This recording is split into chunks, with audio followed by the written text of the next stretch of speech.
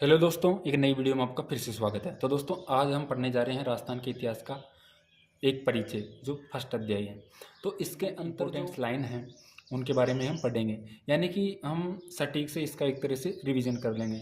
और जो important line है उनको मैं हाईलाइट कर दिया है पहले मैंने, तो मैं बताता चलूँगा और आप पढ़ सकते हैं।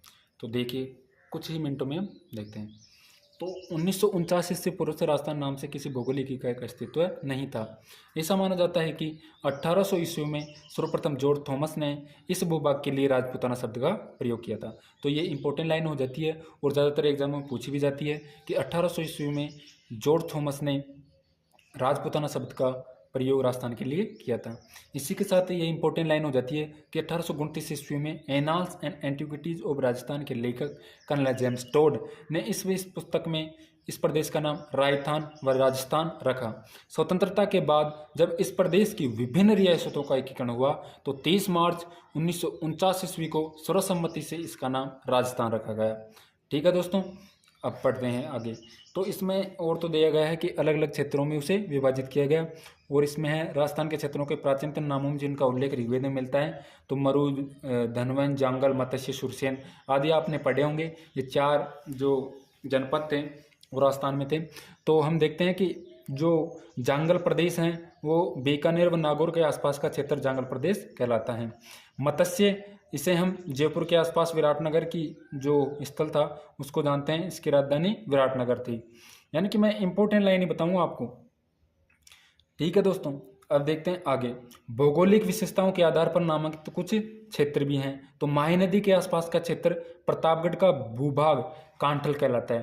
ज़्यादातर एग्जाम में पूछा जाता है कांठल से क्या तात्पर्य है। तो कांठल का मतलब प्रतापगढ़ के जो आसपास का क्षेत्र माही नदी के आसपास का है उसे कांठल के नाम से जाना जाता है।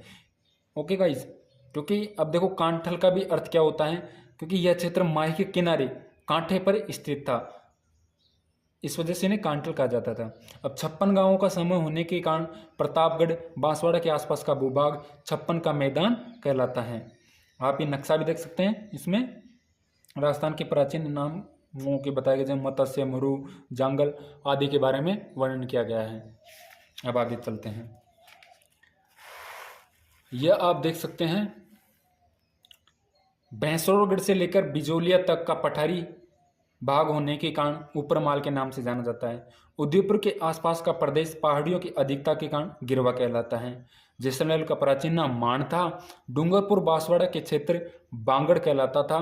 कोटा और बूंदी का प्रदेश हाड़ौती के नाम से प्रसिद्ध था। सीकर, झुंझुनू व चूरू का शेखावटी के नाम से जाना जाता था। तो यहाँ से हमारे इंपॉर्टेंट क्वेश्चन आपने देखे होंगे, बांगड़, मांड, ऊपरमाल, कांठल, तो ये इनके बारे में हमने पढ़ा। तो ये आप देख सकते हैं शेखावाटी क्षेत्र में सीकर, झुंझुनू व चोरवाला क्षेत्र आता है।